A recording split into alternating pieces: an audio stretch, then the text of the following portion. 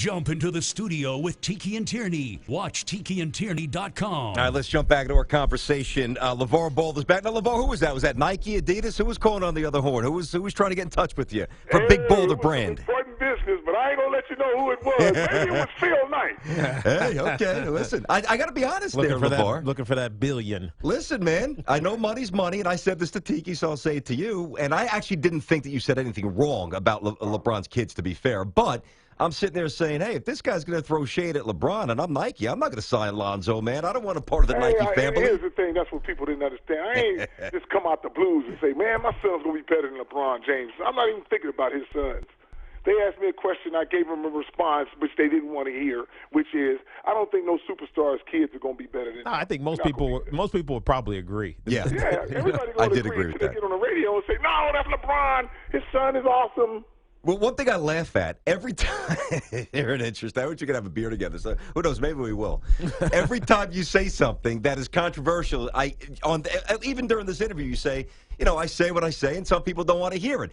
But that doesn't mean that it's always right. And I do want. And you know what? It's always right when I say it because that's the way I feel. All right, fair enough. I'm always right. I can't challenge that. You feel how you feel. Right, of course. right. Okay. Everybody's different. That's why we created different people. No with doubt about it. And minds and no doubt about it. No doubt. Okay. But my question is, and I really want a thoughtful answer. Like in all seriousness, I'm curious why you do this.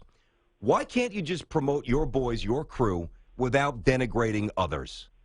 Well, I would not denigrate others if people didn't ask me questions about others. Who in their right mind would denigrate Steph Curry? You did. Steph Curry's amazing. You know why? They asked me, did they think my son was going to be better than Steph Curry? I said yes. He's not even better than De'Aaron Fox right now. I trained my son where I think my guy's better than him. Now, if they would have asked me something about somebody else, they asked me about Steph Curry. Get some other people. They didn't ask me about Andre Iguodala. Yeah. They didn't ask me about Draymond Green. So it almost doesn't. Let me pick a light-skinned guard and be the same way. Come on now. It doesn't even matter who they're talking about. You want you want your kids. That's the person they pick because he got the highest plateau right now. Yeah, you want your sons to think that they're the best regardless of who they're playing. No, but it should matter, man. You play ball. You're supposed to respect what came before you, and it doesn't seem like you do. I play ball. Yeah, I respect everybody that plays ball, but when you come up against me, come on, man. I don't think you can beat me until you beat me. Yeah, but here's the thing, LeVar, and this is where I think you get a little sideways. We ain't talking about you. We're talking about your son. Actually, you are talking about me because guess who you called? Well, I'm talking to you, but I was just referencing something that you said about Lonzo. You just asked me if I should be quiet. I should do this. I respect the game. Yeah, I respect the game, but people that come in front of me, I respect them too. But if you ask me a question, I'm going to give you the direct answer that's coming out of my mouth for my opinion. Okay, here's the direct question for you. In my humble opinion, and really that of many, and I'm not trying to sound overly whatever, De'Aaron Fox lit Lonzo up, man, and the whole world saw it. What happened? With due respect, close your eyes. Okay, go ahead. You got this. This shot. Now, he played one game, and after that game, how about Joe Barry, the guy from North Carolina, lit him up, made him cry.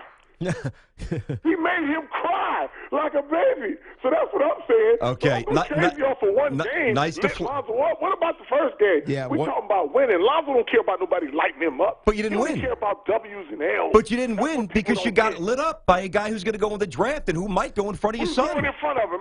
He lit Lonzo up. Who's going in front? In front of I'll tell you what, the kid from Kansas might. Fox ain't. The kid from Kansas might. Yeah, I mean, that Fultz might. Fultz might. These are arguments we I get. guarantee you Darren Fox ain't. Like I said, one game don't make you got to do a body of work, baby. These are arguments we're not going to solve on this radio show. But show ain't going to solve that radio show. You're right. No. An interesting conversation, though, is around your son, Lonzo, who did declare for the NBA draft. He hired an agent, but it wasn't you. Why go in that direction? Why go in that direction? Agent. Why would you hire somebody who don't do that job? Hey, I got to tell you, brother. That's what everybody was saying. Lavar, are you going to be Lonzo's agent? No. The agent that he got, the guy works under us. You know what? That's smart. That's smart because not a lot of athletes heed that advice. They hire their cousins and their uncles and everybody else. Right. But when he gets to the league, and he's faced with, I don't know, whatever the pressures are of a young star too, because he's only a freshman. He's, what is he, 19 now? He's 19, but here's no pressure on him, and this is what you guys don't understand. This is not pressure. I always taught him that basketball was entertainment, so that's how he treats it. as entertainment. Until you get paid for it, and it's a job. When you get paid for it, guess what? It doesn't change. You just get paid for it. You still got to go out there and perform in front of all those people. Instead of going to the movies, go watch the ball boys play. That's all it is. So there's never no pressure. It's just winning and losing. I don't know, man. There's a couple of ball boys who said I could average more than 2.2 points a game in college like you did. 2.2? Yes. Like I said, 2.2. Who cares about what I scored? I'm done. Yeah, I hear you, man. That 2.2 was in 30 seconds. That's what I'm talking about. Although LeVar, hold on, I'm talking to LeVar Ball. I saw a picture. I did a little Google search. I saw a picture. All jokes aside, you guys should go and do this. And I'm clowning you, but I'm having fun. This kid from Oregon who's wearing spec goggles, who looks like Urkel, is swatting your shot. He is rubbing you out. I went through that and got an AM one. That wasn't all that. I just let him hold the ball, and I moved you at the last minute and got an AM one on that one. He was from Oregon. Hey, LeVar, we heard a comment by you. I guess Lonzo said this as well, that you guys, he and I guess you as well, would prefer him to play for the Lakers. You want him to be home. Now, I had a situation similar to this when my quarterback, Eli Manning, was drafted by the San Diego Chargers, but his father said he's not going to play for the San Diego Chargers, which precipitated the trade to the New York Giants. We all know the history of both. Phillip Rivers goes in San Diego. Eli wins 2 championships for the New York Giants. What happens if a team like Boston or whoever does draft your son? What are you guys going to do about it? Nothing. It's just your preference you're expressing. His goal was to get to the NBA.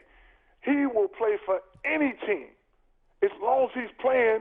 If you don't go outside, you don't know the name of the arena. As long as he's inside that gym and playing, he's going to have fun if he's playing on the moon. Mm-hmm.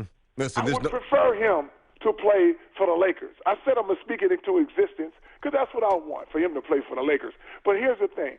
He'll play for anybody or any franchise and make that team go up. Listen, I'm not going to doubt you on that. I mean, his court vision. Like we're like, man, that's the only team I'm going to play for. Nah. I ain't never playing for nobody else. Anybody else pick me, I'm just going to sit on the bench and pout. No. Yeah, I know you never said that. That good clarity, but we knew that. But here's the thing. I prefer the Lakers. That's just my opinion. I don't blame you. You're from there. You get the whole crew, get to see him every night. I'd say the same thing. I'm from New York, born and raised in Brooklyn. If my son, although he's white, so he probably won't make the NBA. I got to get out of here because they're calling me now. Hey, you guys take care, man. I'm going to talk to you later, all right? Be well, brother.